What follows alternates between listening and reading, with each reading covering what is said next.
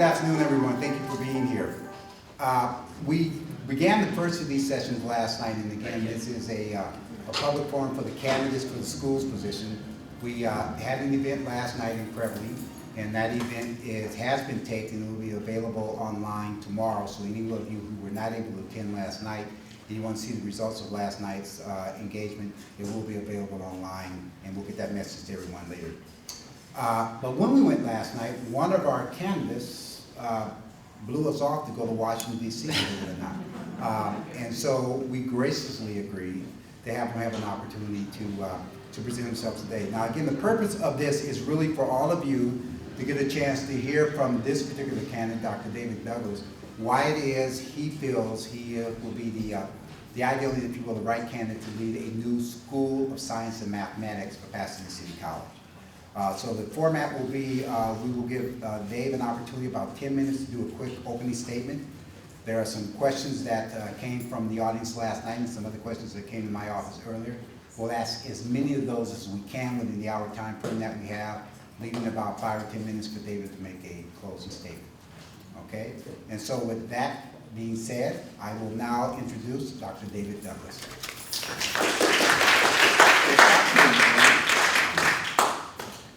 Okay.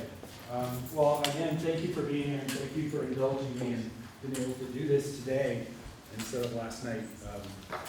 As Dr. Bell said, I was on a plane back from Washington.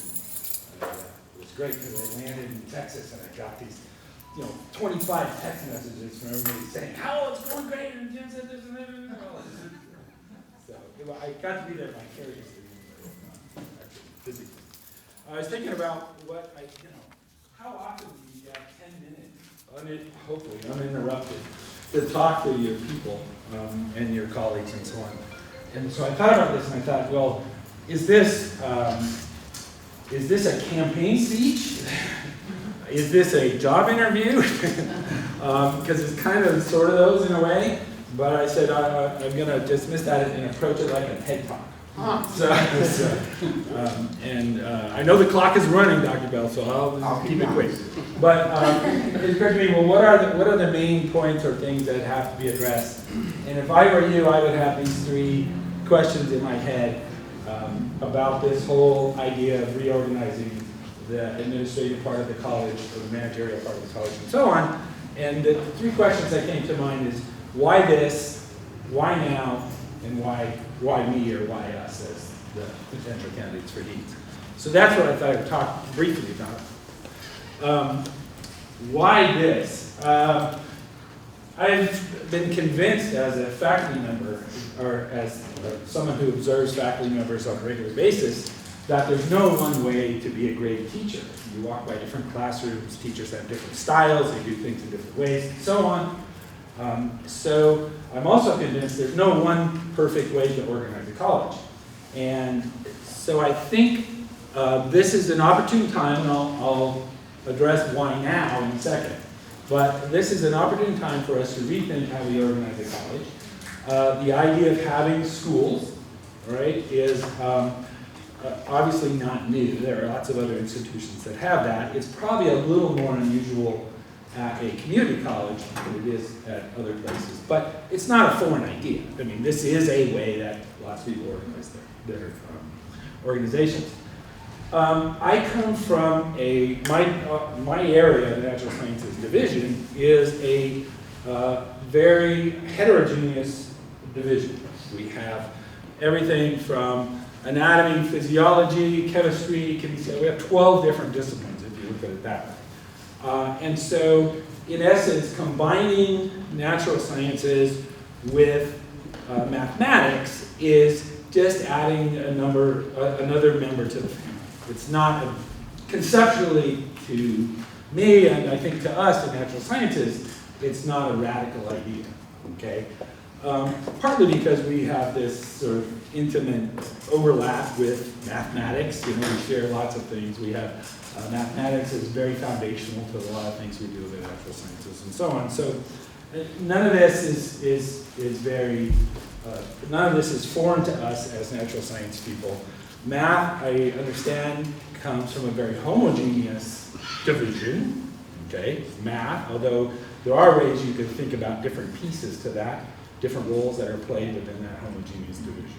And so I could imagine there might be a little more apprehension from the math and computer sciences side of the house joining over with the natural sciences side of the house. But really, it's not a foreign idea. This happens everywhere. It's very, some of you know that my background is a geologist. Geologists are famous for being interdisciplinary in the way we operate. And we are also famous for being sort of long-range thinkers, and we are also very famous for being systematic thinkers. So this is the way I personally approach things. I approach things as systems. I tend to take the long view of how things would operate over time and so on. So the notion of merging together a school of math and science, and by that we include everything: computer science, kinesiology, chemistry, biology, geology, geosciences in general, and so on. Not a foreign thing. So why this? Well, I guess I would just respond in general, why not? All right? We have had this previous system for a number of years. It's kind of worked, but who's to say that having 12 divisions is the very best way to organize a college? And so, from my perspective, I think if we're going to if we're going to be new, if we're going to be innovative, if we're going to make progress, we've got to have a chance to try new things and approach things in a different way. So I find this very exciting, okay, that we will bring these groups together. All right, the second thing, what was that? Why now? Well, if you haven't noticed, it's a very dynamic time in education, both in K through 12 and higher ed. Things are radically changing. At my house, I have a spouse who is in charge of implementing the Common Core across her district, or at least one piece of that. The Common Core will impact us in a year or two or three or four, where we will be hit by this. There is a backlash to, or a response to, a swing of the pendulum to the idea of No Child Left Behind. So things are changing across the board in higher ed. We're asked to be more accountable for what we're doing, more accountable publicly for our successes. There's lots of reasons this has come on and so on, but now is a time of drastic change everywhere. Okay, and I think it's the right time for PCC, for us to do this, to try a different way to go, try to reorganize. And the reason I say that is sort of this idea that comes from evolutionary biology. I think of us as an ecosystem, and everybody has their sort of ecologic niche, and we grow these sort of complex webs, food webs, whatever you want to think of it, but these complex ecologic webs, all right? And what happens in nature is that every so often, those webs collapse. And the idea was actually put forth by Steve Gould and Miles Eldridge a while ago. They came in with this idea that when we look in the fossil record, we think of evolution as being gradual, and certainly that happens. And so over the last 12, 15 years that we've had the current structure, we've evolved, and things have become a little more specialized, and things have become a little more adapted and got into their little niches and so on. And then we become highly specialized, and it becomes that there's one way to do things, and we all know how those little food webs interconnect and so on. And then what happens in evolutionary biology, when we look at the fossil record, is that there are these moments of punctuations. This idea is called punctuated equilibrium. So things change very slowly, very gradually for a long time, and then wham, you get massive change over a short period of time. And usually it's accompanied by mass extinction. In my mind, we've had this mass extinction. Fortunately, all the people that aren't here aren't dead. They aren't extinct, but we've had a large turnover in our staff and so on. And so this is a time where our ecosystem has to rebuild. We have to occupy new ecologic niches and learn how to interact as an ecosystem in different ways. And so that's why I see that now is the time that we have to make this kind of transformation. Now, you say, well, why can't we just do the same all the time? Remember that back in the Mesozoic, Dinosaurs and mammals coexisted throughout almost the entire history of dinosaurs. Who was king? Dinosaurs. Okay? But mammals coexisted, and when all but a small group of dinosaurs went extinct, who took over? The mammals. Okay? Now, I consider myself a dinosaur. I was part of that pre-existing group, but there's a fantastic group of dinosaurs today that have occupied many ecological niches across the world. And that, of course, is the birds. So think of yourself, if you're a long-time PCC people, think of yourself as birds. You can fly. So I think now is the right time to do this. So, where's the second, third thing? Why me? I would say, not why me, but why us, okay? And why us include my group of colleagues in this. I happen to be lucky enough to work with a great group of teams, so I would describe myself in sort of that vein. But I also like to think about what are the possibilities, and when my faculty come to me and they say, well, what about this idea? What doesn't come in my mind is, no, that's going to be a pain in the butt. But what comes to my mind is, okay, how can we get to yes? What are the things that have to fall in place for us to do this great idea, or follow this path, or do whatever happens to be? So that's kind of my style in terms of leadership. But why us? Why these people that have been put forth as potential leaders of these divisions, or these schools, okay? I think this group brings together some experience and continuity that are going to be important as we begin to move forward.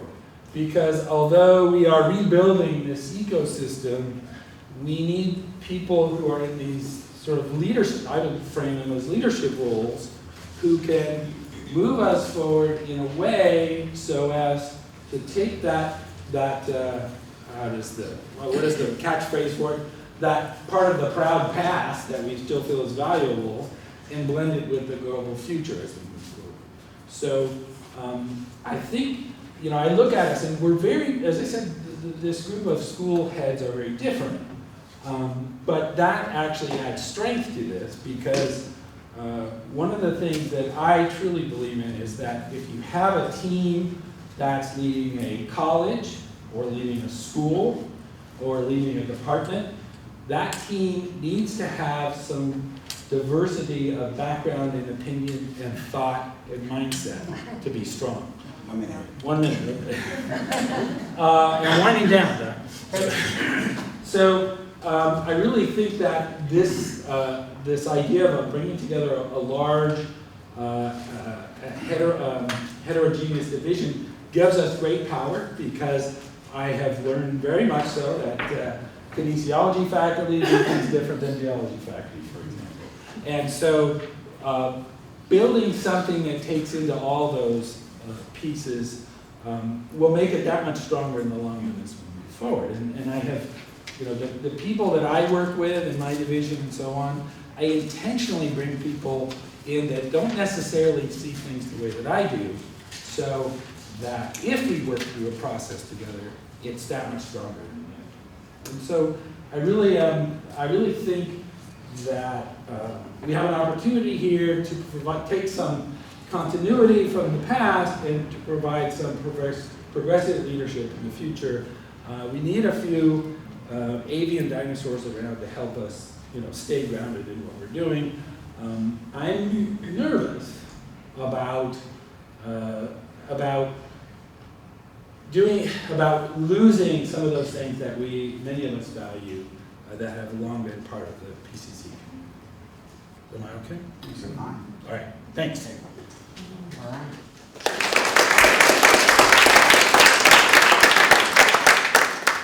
All right, thank you, Dr. Douglas. First question. In your new role as Dean of your school, how do you envision increasing resources for the school? How would you work with the Advancement Office to increase resource development to meet your needs? Thank you for that question. it was a plan. I'm glad you put that in and that you'll get paid for it later. In natural sciences, we currently have the largest outside grant in the institution, a $6 million grant for the Department of Ed over 5 years. We also have a $1.8 million grant from the California Institute of Regenerative Medicine that was a 3-year grant, and we're now starting year 5. So we had it renewed for another 3 years. We'll knock on wood, we can do some more. We've always been pretty active in seeking outside funding. Currently, we have a proposal in that's a joint A&P kinesiology proposal to build a human performance lab in the Parsons Foundation. So we just finished a Parsons Foundation grant a couple years ago, focused around GIS. So we're always constantly actively looking for ways to increase our resources to do things with outside funding. And then, can I say where I was yesterday? I spent yesterday rushing around Washington, D.C. in a suit with a tie, which was very painful, but nevertheless okay. And we met with a group called NIFA, which is a granting institution. They have a couple pots of money I think we can go after for some of their projects. One is a small pot of $800,000, there's a $5 million pot of money. I met in 2 separate meetings with different NSF project directors, and I also met with the Forest Service yesterday to look at some possibilities of things we could do. So outside funding, we're on it. Okay, thank you. Next question, Dr. Douglas. How will the decision-making process be approached? And how will faculty know who has oversight over which part of their department and programs? That's a good question, and I think this is really important. While it's really important for students to understand who to go to when they have questions and thoughts and worries, when they have questions about registration versus when they have questions about courses, when they have questions about faculty and so on. It's really important that we're clear of where you go to get answers. In terms of where faculty would go to get help, I'll say first, my hope and my thought about this reorganization is that as a school of math and science, we will have some autonomy in designing our internal structure, how we want to create those reporting lines, how we want to organize ourselves in a sense, okay? And I look forward to possibly within the next year or so, or definitely within the next year, possibly within the next 6 months, getting together as a school, once this becomes, if and when it becomes official, move together as a school and think about what is the best way we can organize ourselves, what makes sense, and the hardest part of that will be checking our old paradigm at the door as we try to reinvent something that could work better or work differently and work to the benefit of faculty. So I guess going back to the original question, I don't know exactly what that looks like, but what I'm hoping is that as a group we can shape how we create a clear process for people to go through. How do I get my rooms? How do I get my classes? How do I get my resources that I need? The supplies and materials. How do I get my pens? And so on. And this is a good time for us to rethink how this all works, because a lot of the infrastructure that supports that is, we're building that boat as we're sailing along as well. So we can put this together as a group, I think. Thank you. Next question. What happens if academic goals conflict with CTE goals?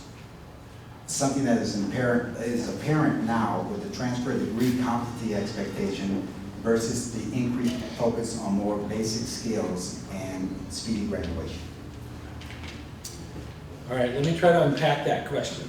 It had basic skills, it had CTE, and then transfer and degree competency.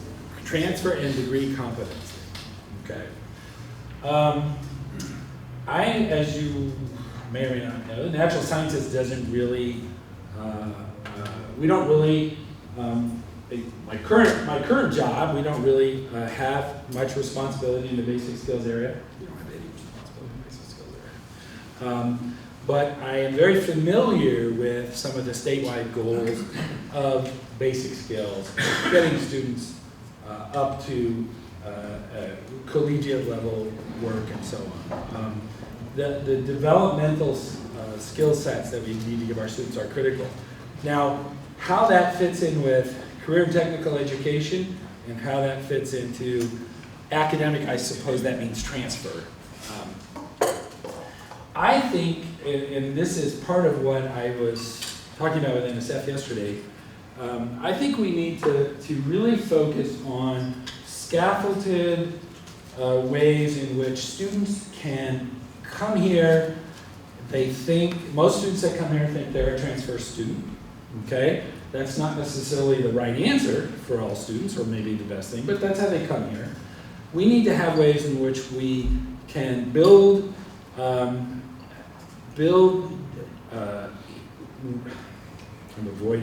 trying to use a certain word, building a roadmap for those students such that they can get to their goals, or their goals can be scaffolded in such a way that they can come here, they can put a few years in, they can get a mile, they can get something tangible, and then have the option of continuing on farther versus backtracking and having to start over. I think we do students a great disservice when they've come here for 2 years and all they have to show is a transcript of some classes, and they don't have any sort of discrete milestones or a discrete piece of paper. The research shows that a student who has a degree is much more likely to continue on and achieve that next degree, or has a certificate, or has something in their hand. So, I don't see CTE and academic transfer necessarily being decoupled. They need to be, as much as possible, seamless, so that a student who comes in and starts through a CTE track, gets a certificate, and then decides they want to move to a higher level in that particular field, can do so without having to backtrack, without having to take different courses and so on. And I'll give an example from my area. We've just recently put through CNI last year the curriculum for a geographic information certificate. Okay.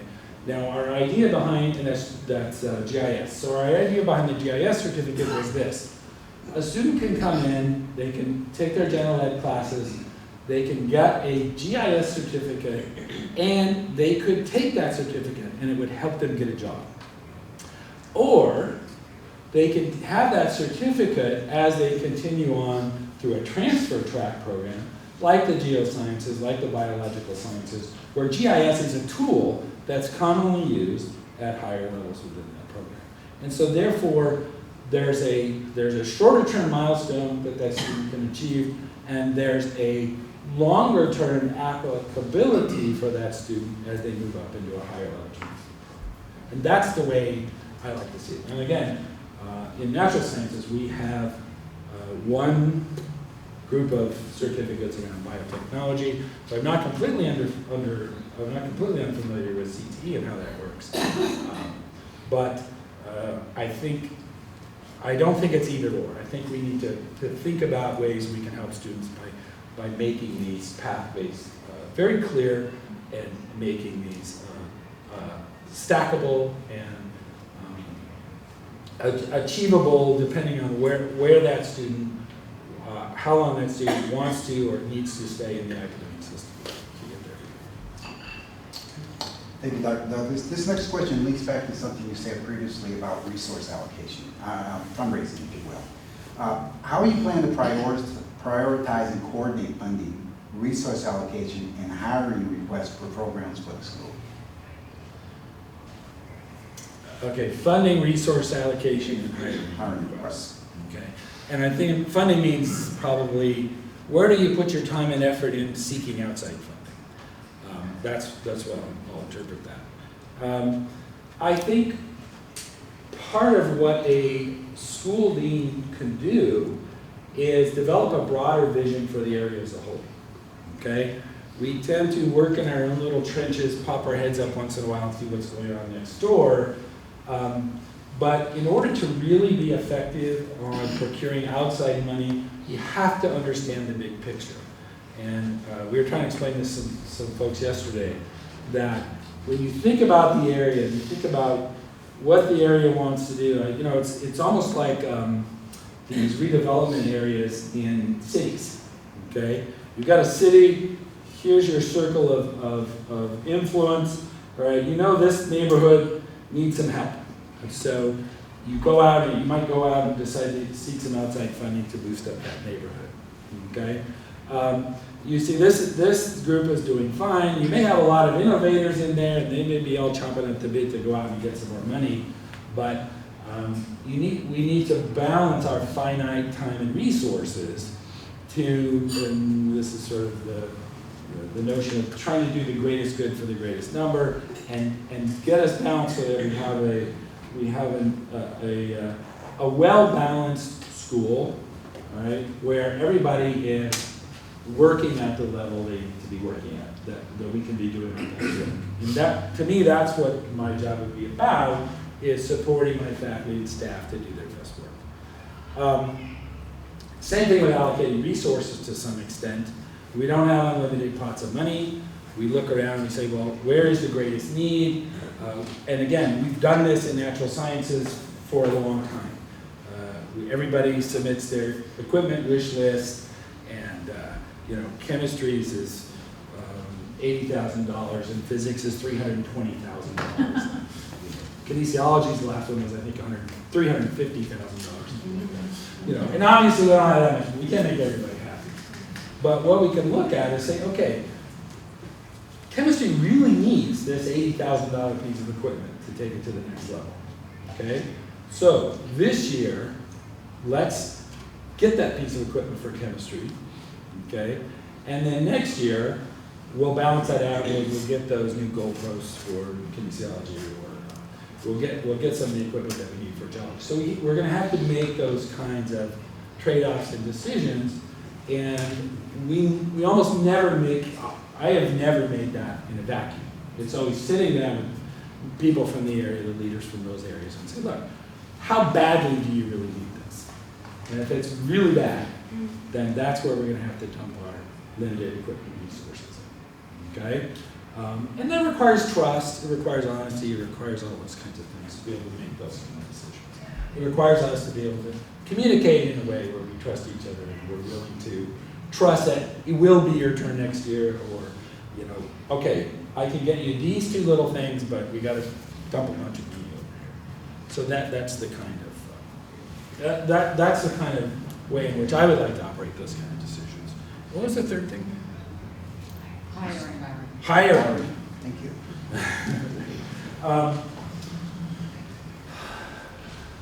Hiring is tricky. Under the current system, I don't even get to pick who gets hired. I get to suggest who would be our number one priority in hiring. And to me, that's an interesting thing. But again, hiring is the same way, and I think it takes somebody with a broad overview to think about the dynamic within each of our areas, each of our areas, discipline areas, or however we want to slice it up, have cultures, okay?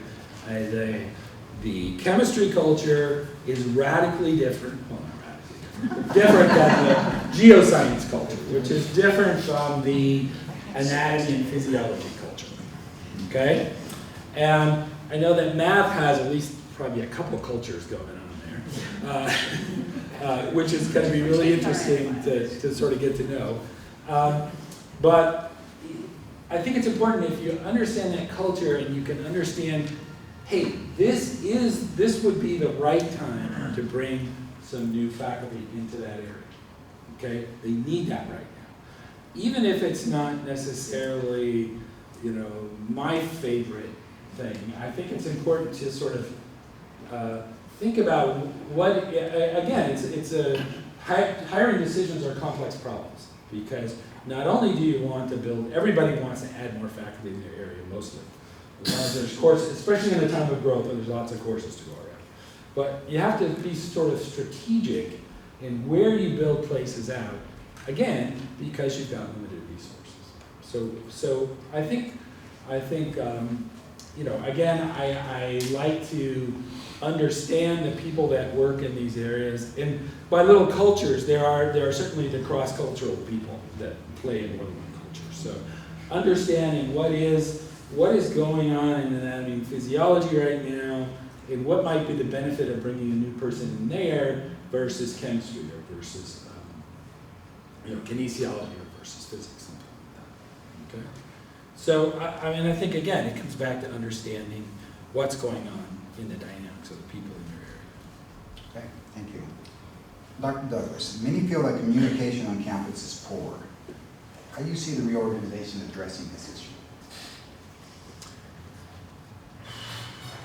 Well, I don't know that the purpose of reorganization was to address communication.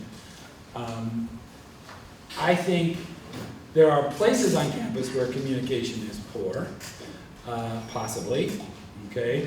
But I also think there are places on campus where communication is very good.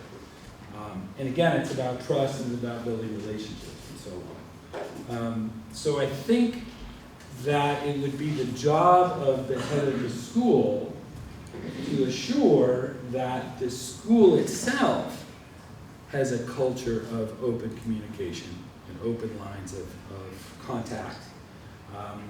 I have been criticized as dean for being too open to communication, that people will waltz into my office anytime and so on. This is the way I like it, you know, and I do close my office door when you can't deal with it. But by and large, I am a believer in open lines of communication. Pretty much my faculty communicate with me 24/7, okay? Because of texting and all that kind of stuff. And, you know, it's just like you with your students. You know, some are very open to having that communication with their students and they respond 24/7. And sometimes you just have to turn the phone off and leave it for 12 hours. Or you have to go up to the mountains for a couple of days to be out of cell phone. So I see the reorganization as sort of being agnostic on this communication thing, helping her to, you're either going to have good communication or not, and it's not going to be dependent on this particular reorganization. Will it help? It could help if, if we work as a group to maintain, work as a school to maintain those kinds of communication. Thank you. Dr. Douglas, how will the new schools affect classified staff? How do I anticipate them affecting classified staff? It will rock their world, but perhaps in a good way. I think we, again, need to think, the administrators, our role has been rocked. We've been thinking about this reorg now for about a year and a half, 2 years. We spent a day in this room reorganizing ourselves on whiteboards. Some of us reorganizing ourselves out of jobs, which is a very difficult task to do. But we did it, and we did it in such a way that we very much tried to set our old paradigm behind and think of things in a new way. And I think we would have to do this. As we form a school, we would bring our classified staff together, we would bring our faculty leaders together, and bring our administrators together, all within the school, and really think about how can we develop a model that's going to work well. And again, it's sort of the rebuilding of this ecosystem, reestablishing ecologic niches that might not be the same job that we had before, but is going to be a job. I have this sort of bias that people should enjoy coming to work, and the work can be fun.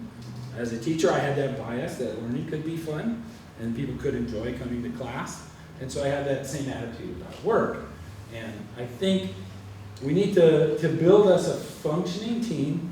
Everybody understands their role, and then we can work within ourselves and have that cross communication and everything to be as effective as possible. Because I don't think there's anybody in here, faculty or classified, that don't want to come in and have a good working relationship and don't want to have a good place to come to work and so on. So it will affect classified staff. I would say there's nothing to fear as a classified staff. I personally think we need more. If this school, the School of Math and Science would need more classified people to do some of the work. I see the work being different for people. Okay, but exactly what that is, I won't know until we get in there and as a group begin to sort this out. Okay. Next question. The current deans who do not become school deans will remain administrators. How many questions are there? Okay. Doesn't matter, you have to answer them all. Don't know if my notes or not, I'll get back. I just want to see. I don't care about the A. No. Well, there's at least one more. Oh, okay. The current deans who do not become school deans will remain administrators. How does this put greater control into the faculty's hands via chairs, when there will be, in fact, additional administrative layers? Please explain some of the communication and collaborative benefits of this model. Okay. Back to that communication thing. Collaborative benefits. So I have this notion that, did you get your keys, Elizabeth? I have this notion that faculty members, I'm not totally understanding this control thing exactly.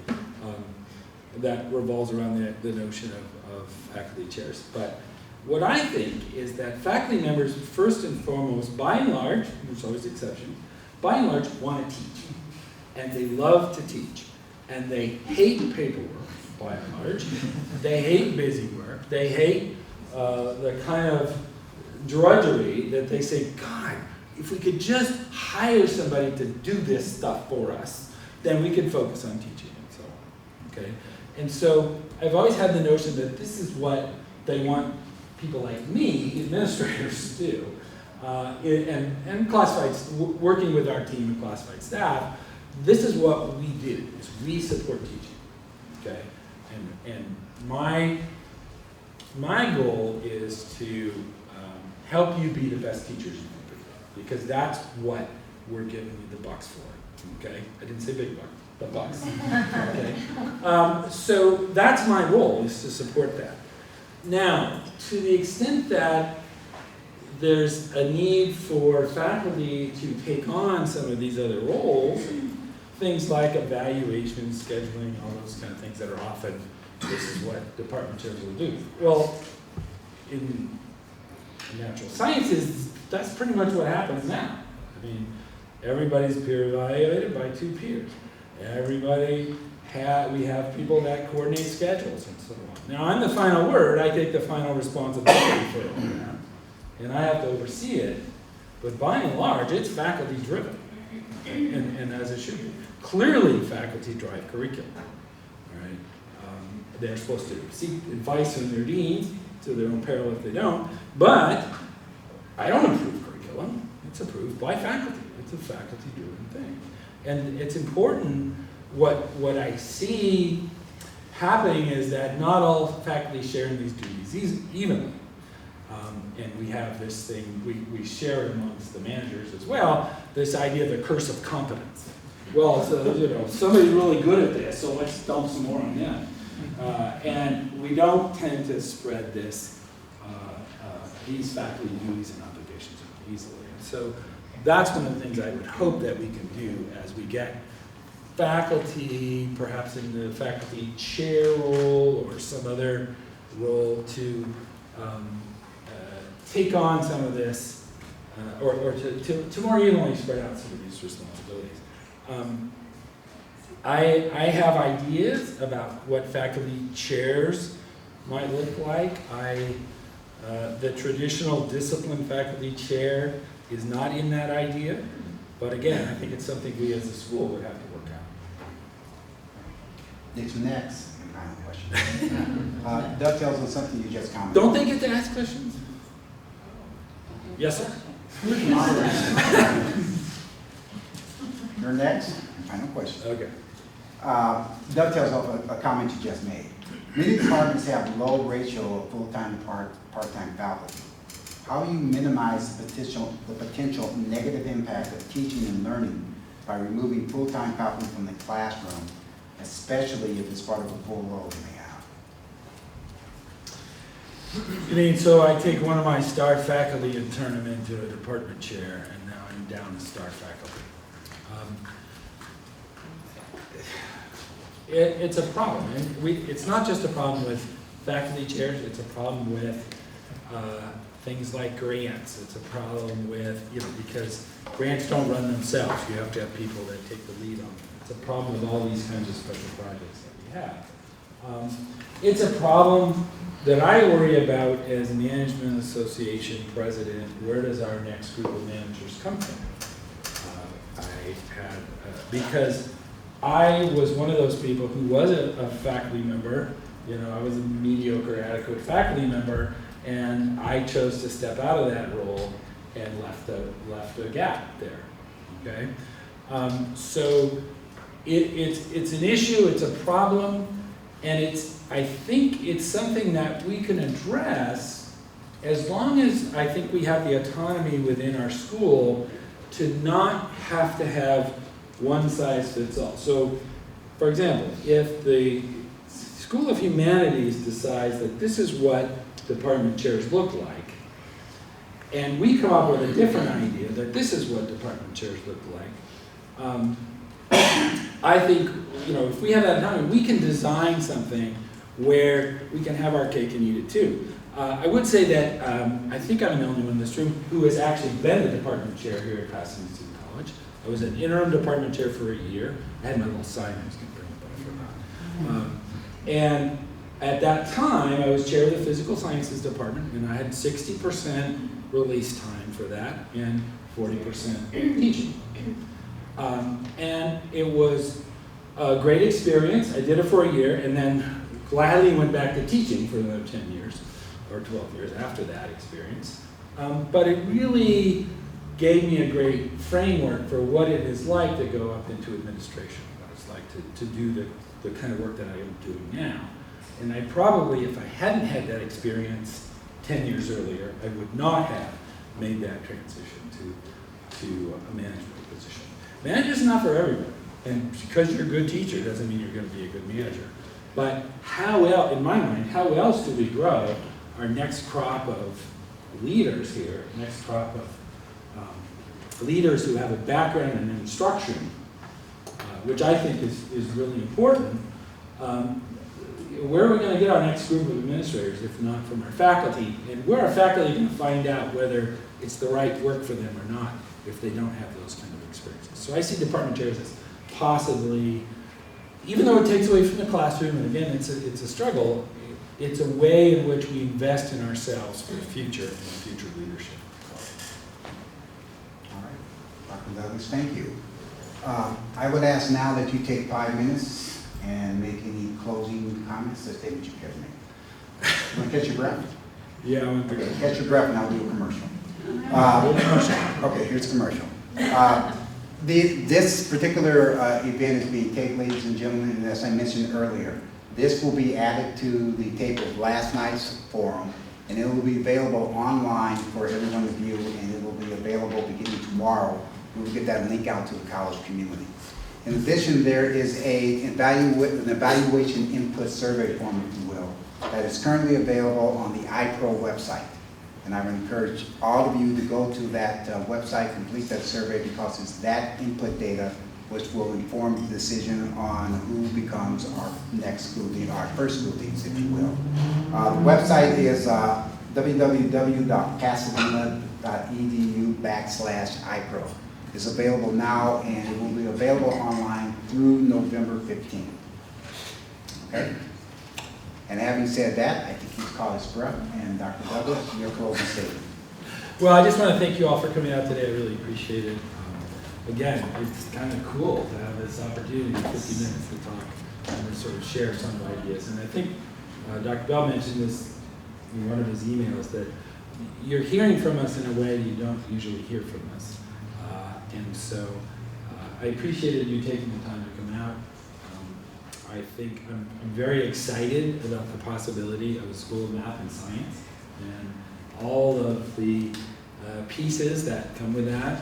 I'm very excited about moving forward the possibility of I'm invested in this school. I was a student here. I said my kids here. I worked here for 20 some odd years. 26, 27, something like that. And my grandmother's in the 1930 yearbook. So it's part of me, and I'm very comfortable here. And I really feel the importance of having this fabulous faculty and staff. So I thank you.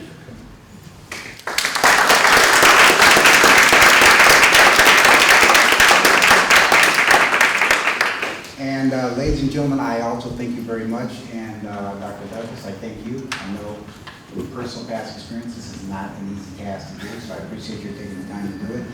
Ladies and gentlemen, again, thank you very much. The website for the tape will be up tomorrow.